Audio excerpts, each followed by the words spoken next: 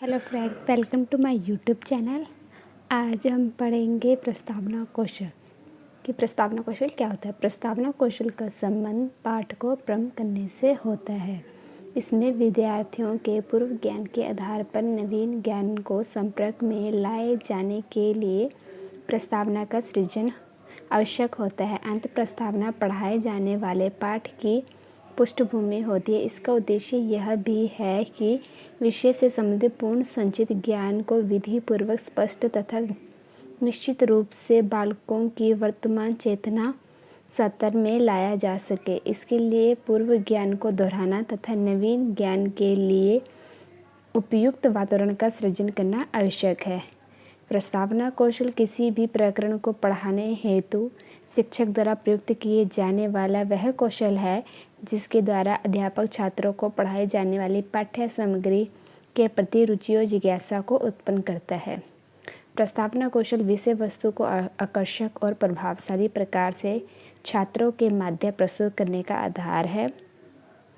प्रस्तावना अनेक प्रकार से की जा सकती है, जैसे चित्र बनाकर तथा दिखाकर, कहानी के माध्यम से, शामपट की सहायता इत्यादि के द्वारा प्रस्तावना का पूर्व ज्ञान से संबंधित होना आवश्यक है। ये सभी प्रस्तावना कौशल होती क्या है। इसके बाद हमारा आ जाता है पहली प्रस्तावना पाठ योजना।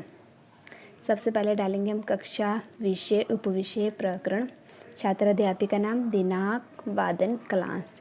कक्षा जो भी है 6th, विषय सामाजिक अध्ययन, उपविषय नागरिक शास्त्र, प्रकरण ग्रामीण क्षेत्र की आजीविका, छात्र अध्यापिका नाम जो भी है, दिनांक, वादन। पहला जो पीरियड होता है उसको बोलते हैं वादन। क्लास मतलब समय, कितने मिनट का ये स्किल है उसको लिखते हैं 6 मिनट। उसके बाद आ जाता है प्रस्तावना कौशल के उद्देश्य। पहला उद्देश्य है विद्यार्थियों के पूर्व ज्ञान को चेतना स्तर तक लाना। दूसरा उद्देश्य है विद्यार्थियों के पूर्व ज्ञान का नए ज्ञान से संबंध स्थापित करना। तीसरा उद्देश्य है विद्यार्थियों को अभिप्रेरित करना। चौथा है प्रश्न पूछने का तार्किक क्रम बनाए रखना। पांचवा है विद्यार्थियों का प्रकरण के प्रति ध्यान आकर्षित करना। उसके बाद आ जाते हैं हमारे प्रस्तावना कौशल के घटक। पहला घटक है पूर्व ज्ञान से संबंधित प्रश्न। दूसरा है विद्यार्थियों में शिक्षण के प्रति रुचि और जिज्ञासा उत्पन्न करना। तीसरा घटक है प्रश्नों में निरंतरता और समझ स्थापित करना। चौथा है विद्यार्थी द्वारा दिए गए उत्तर को नए ज्ञान से जोड़ना।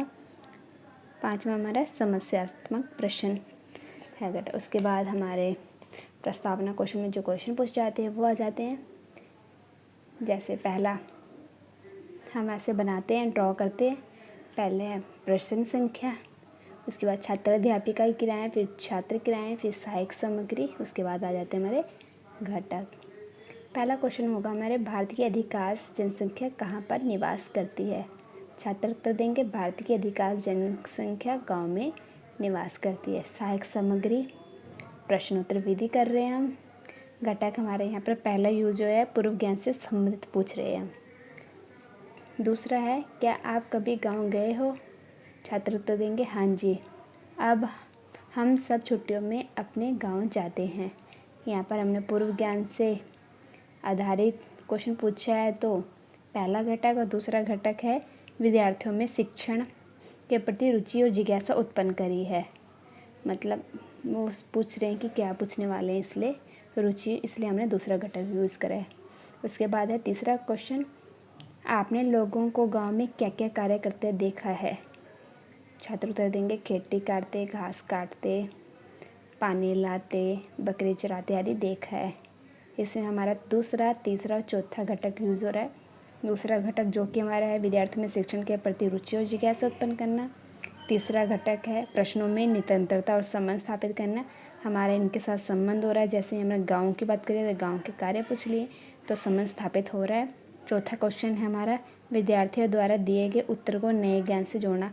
हम जैसे पहले क्वेश्चन का आंसर गाँव आए तो गाँव को यहाँ पूछ ले, गाँव गए तो क्या करते, इसलिए हम जोड़ते जा रहे हैं। तो हमारे यहाँ पे चौथा घटक यूज़ हो रहा है। पांचवा क्वेश्चन है हमारा लोगों द्वारा इन कार्यों को करने का क्या उद्देश्य है। तो छात्रों को आएगा नहीं, ये हमारा समस्यात्मक प्रश्न होगा। यहाँ पर चौथा और पांचवा घटक यूज़ हो रहा है, चौथा घटक जो कि है कि नए ज्ञान से जोड़ रहे हैं हम, और पाँचवा जो कि हमारा घटक है समस्यात्मक प्रश्न, तो उन्हें आता नहीं इसलिए हमने पाँचवा घटक यूज़ करा। उसके बाद आ जाता है हमारा उद्देश्य कथन। उद्देश्य कथन है हमारा, आज हम विषय सामाजिक अध्ययन के उप विषय नागरिक शास्त्र के प्रकरण ग्रामीण क्षेत्र की आजीविका के बारे में विस्तृत रूप से अध्ययन करेंगे। तो ऐसे हमारा लेसन प्लान बनता है। उसके बाद आ जाते हैं हमारे अवलोकन सारणी। पहले आते हैं क्रम संख्या, दूसरा घटक, तीसरा नियमन, चौथा संतोष, पांचवा अच्छा, बहुत अच्छा, उसके बाद उत्तम। उसके बाद हम घटक में लिखेंगे पहला घटक जो पूर्व ज्ञान से संबंधित प्रश्न, दूसरा है शिक्षण के प्रति रुचि और जिज्ञासा उत्पन्न करना, तीसरा है प्रश्नों में निरंतरता और संबंध, चौथा है नए ज्ञान से जोड़ना, पाँचवा है समस्यात्मक प्रश्न।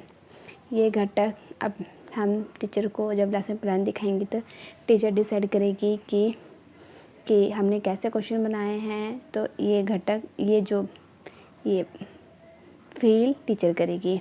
उसके बाद यहाँ पर आ जाता है सुझाव। उसके बाद आ जाएगा सुझाव।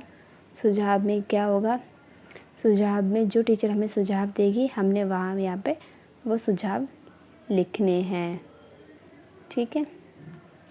अगर आपको हमारी वीडियो पसंद आए हो तो लाइक एंड सब्सक्राइब करना ना भूलें, जो आपको आगे आने वाली जो वीडियो मिलती रहे।